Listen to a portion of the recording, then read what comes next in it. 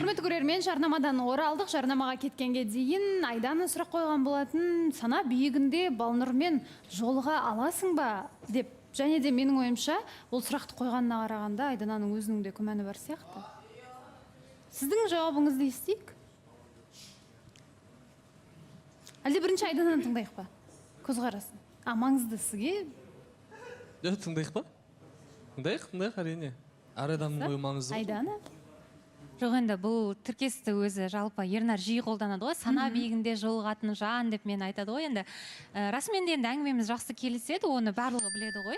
Бірақ енді менде сұрақты, расымен Балнұрмен әңгімелері келісе ма, екеуі сана биігінде жолыға ала ма деген сұрақты. Жалпы Балнұрдың санасы келе ма Ернарға деген сұрақ болып тұр да менде. Білмеймін, енді менің ойымша, енді сырт көзге айтайыншы, Ернарды жақсы танитын адам ретінде осы жақта енді бір жиі араласамыз ғой, барлығымыз бір-бірімізді жақсы зерттеп біліп қалдық та. Менің ойымша, енді бұл кісілердің енді білмеймін, келмейтін сияқты екеуі бір-біріне. Менің ойымша. Сіз жалпы айтып жатырсыз, Ернармен сана биігінде жолыға алдым, жақсы сөйлесем деп. Негізі сіз бұл жерде не только Ернар, 3-4 жігітпен жақсы сөйлесесіз ғой. Саудәулетпен де сана биігінде жолығасыз, әділетпен де сана биігінде жолығып, беліңізді ұстатып дегенде ғой. Не только Ернар деп ойлаймын мен. Енді санам биік болса, енді жолыға беремін да биік адамдармен. Сондай болып қалады енді. Өзім жақсы араласам, енді сондаймын. Ернар. Биік адамдармен деген сияқты. Биік деген жақсы ғой, жалпы. Биікте жүрген жақсы. Енді сана биігінде деген ол андай ғой, жалпы ойың бір жерде жолығу деген сияқты дүниеге айттым мен. Ал Нұржан, не дейсіз? Сіз сұрақтан көп адаммен бірдей сен ойың бір жерден шыға алмайды негізі. Жалпы сен егер ішкі жан дүниең, әлемің басқа болатын болса, оны түсіне алатын жан болу керек. Оны қадірлей алатын жан болу керек. Бірақ Балнұр жалпы менің де ішкі әлемді түсіне алатын негізі. Ішкі әлемді түсіне алатын жанның бірі де бірегей деп айта аламын. Яғни Айданаға жауап, бізде сана биігінде жолыға аламыз деп. Баласыхан қош келіпсің Балнұр.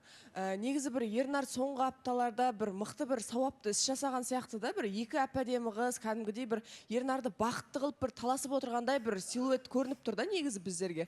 Енді бірақ одан бөлек расымен де жаңа Бекзат та айтып жатыр, кім Айдана енді қанша мойындағысы келмесе де, кешегі әңгіме мынандай болды. Кіріспесі ол әңгіменің мынандай болды. Бұрында менің Ернарға қызығушылығым болған деді. Одан кейін ортаңғы часть ол андай нәрсе болды. Қазір де менің қызығушылығым негізі бұл адамға бар сияқты деген әңгіме болды. И қорытынды әңгіме болды. Негізі Саддәулетте айта салып еді ғой, менікі де Саддәулеттікіндей деген әңгіме болды да. И бұл жерде Айдананың жалпы аузынан мен Ернарға ұсыныс жасайын деп жатырмын деген сөзден басқа әжептәуір бір ұнату сезімінің бар екенін, немесе қызығушылықтың бар екенін енді барлық адам естіді деп ойлаймын да бұл нәрсені. Бірақ Айданаға да айтарым, Айдана, сен сәл уақыт шыдағанда, бәлкім бір апта шыдағанда Ернар өзі саған ұсынысын жасар ма еді деп ойлап тұрмын.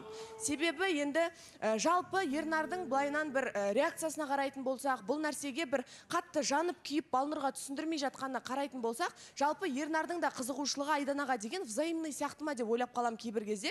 Енді бүгін екеуі бірге отырып алған, енді және де енді Балнұр қанша нәрсе айтып жатса да, мына Айдана сөйлеген кезде күлген бір эмоцияларын байқап қаламыз. Сондықтан бір апта күткеніңде, шыдағаныңда бәлкім Ернардың өзі саған сөз салып қалар. Енді Ақерке жалпы осы жерде пікір айтам дегенге жақсы пікір айтады негізі. Бір пікіріне қосылсам, біреуіне қосылмаймын негізі.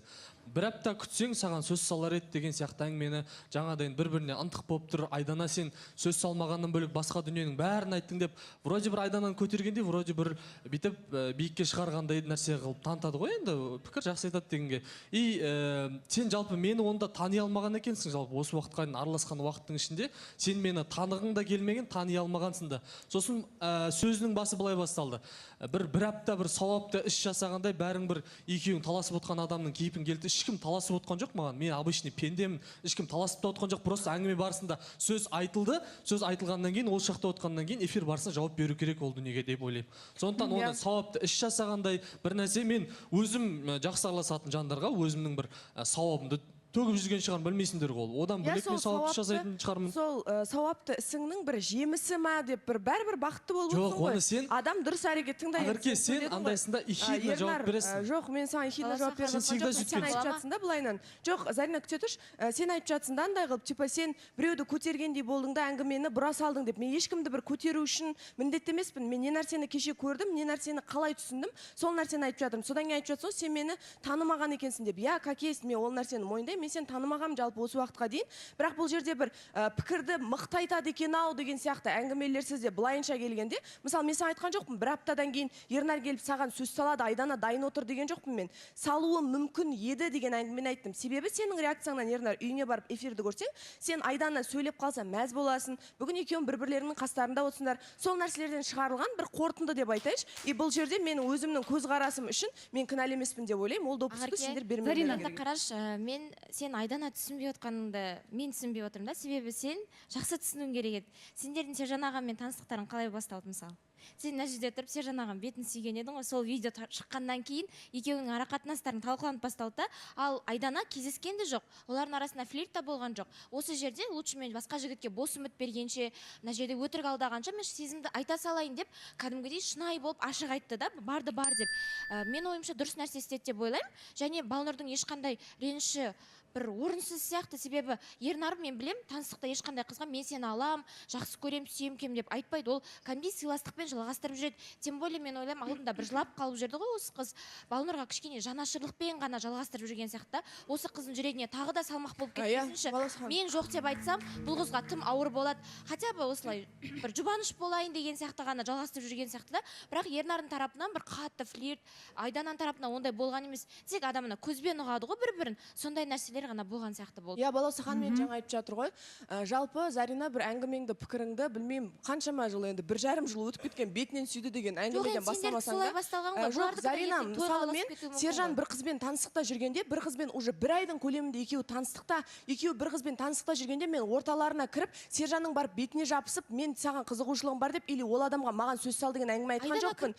Бұл жерде мен айтып тұрмын, қара Зарина, сен айтып тұрсың ғой, Айдананкі дұрыс шығар деп. Базар жоқ, Айдананкі дұрыс шығар, мен айтып тұрған жоқпын. Қыз баласы сезіммен тұншығып өліп кету керек деп тұрған жоқпын. Бірақ үшінші адам бар бұл историяда. Егер де Балнұр болмағанда Айданаға ешкім әңгіме айтпас та еді. Бірақ бұл қызбен таныстығы әлі бір шекке бармаған адамға бұл жерден үшінші адам келіп тұрғаннан кейін қазір просто Айдананың өзі халықтың барлық тарапынан хейтті да алып жатқан Айдана, дұрыс емес адам да Айдана болып көрініп жатыр. Именно сол әрекет үшін ғана менің әрекетіммен Зарина, мен сені естіп жатқан жоқпын, себебі тыңдап отқан жоқпын. Халықтың ойымен жүресіздер. Адам көрермен ол көреді. Халықтың ойымен жүресіңдер. Мына жерде отырған 1 ай уақытын арнаған қыз ше, ол сонда жайдан жай келіп кетті ме? Мысалы мен Балнұрдың орнында болсам, мен солай бір жігітке үміткер болып келсем, ол жігітке басқа қыз сезімін айтып отырса, және ол жігіт басқа қыз таңдап кетсе, мен ренжімеймін. Бұл жерде Ернар вот именно таңдап отырған жоқ, Ернар айтып отырған жоқ, Балнұр сен керексің деп те отырған жоқ, Айдана сен керексің деп айтып отырған жоқ. Бірақ бұл жерде мен түсінбейтінім, балауса ханым, бұл жерде бір-біріне қатысушылардың сезімі ашылды екен деп,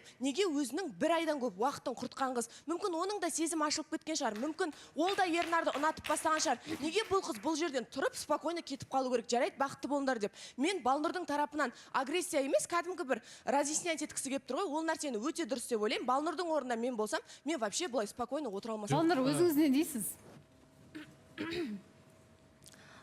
Негізі өткен эфирда да Айдана мен негізі өзі шығып тұрған үшінші әңгіме ғой. Бірінші жолы шыққан кезде де мен айтқан болатын, тикток түсірмесең деген сияқты.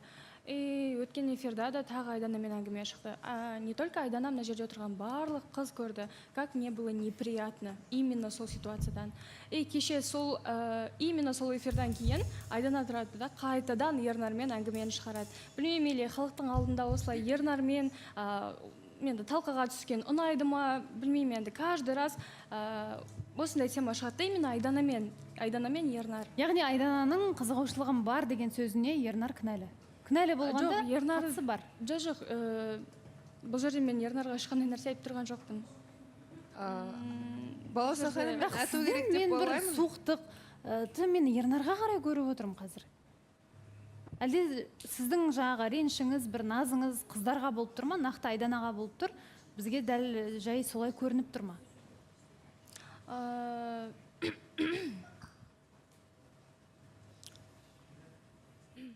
мен сол кешегі ситуацияны көріп түсінбей отырмын да қазір Айдананы.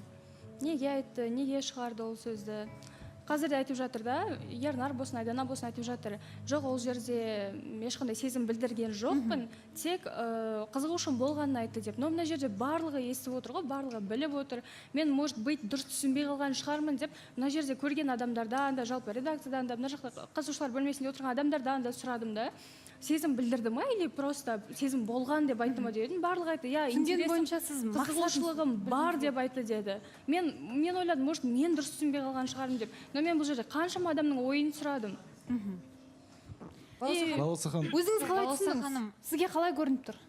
Маған Айдана шынымен де сезім болмаса да қызығушылығы бар екенін айтты. Жоқ, Балауса ханым айтайыншы, бағанадан бері айтып жатырмын да, нені айтқанымды мына жерде Бекзатты Ақеркеде қоймай жатыр. Ал, допустим, сезімді білдірдім, не болады ал, Балнұр?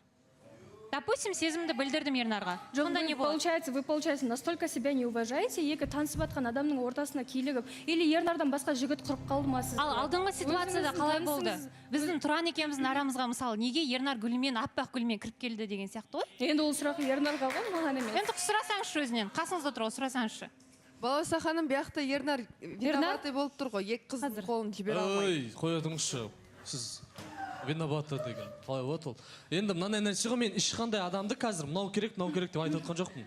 Жалпы әңгіме қалай болып жатыр, қалай өрбіп жатыр, сол дүниені мен қазір біліп алайын, қандай обидасы бар, не бар, әңгіме жүріп жатыр, мен тоқ етерден басталмай, болды, мына адам керек деп балақтамаймын ғой Балауса ханым. Мен түсініп жатырмын, не болып жатыр, мән-жайды түсіндіріп беріп жатырмын. Халықтың алдында болғаннан кейін әңгіме по полочкам келе жатыр. Қалай басталды, не үшін айтылды, қалай болды арамыздағы әңгіме, соның барлығы келе жатыр. Мына жақта тұрып Ернар не мына қызға жауап бермейді, не мына қыз ұстап отыр, сонда бір ай жанында жүрген қыздың сезім ойыншық па не деген сияқты қылып. Мен ойбай болды, кеше мен түбегейлі кесіп айтам, Айдана өте керемет айтты, мен де Айдананы ұнатам деген нәрсе ондай болған жоқ. Бұл кісінің тарапынан просто типаждағы адамға, мен солай түсіндім, типажындағы адамға келеді, иә, бір кездер, может, бұрынғы ара қатынасында маған ұқсайтын бір адам болған шығар, просто бір келбет, силуэті келеді, содан кейін қызығушылығымыз болған до Тұрана деп айтты. Сонда сізді айту арқылы Сәтдәулеттен құтылды, сол үшін жасалды.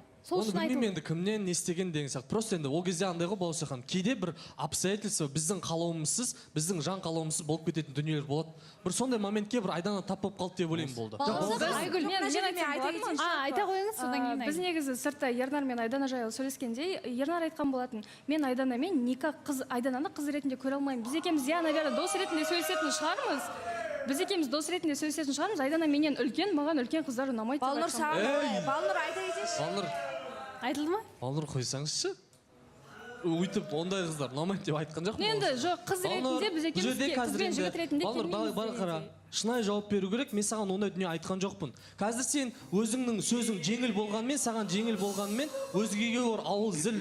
Сондықтан да ол өтірік әңгімен кеп мына жаққа қозғама, мен саған үлкен қыздар ұнамайды, бүйтпейді, сөйтпейді деген әңгіме болған жоқ. Просто осы уақытқа некеміз арамызда бір нәрсе. Ернар, сөзіңізді бөлейін, ашуға беріліп жатсыз. Нақты ондай сөз айтылды ма? Айданаға мен қыз ретінде қарай алмаймын деген сөздер айтылды ма, жоқ па? Бірге білеміз жарнамадан кейін.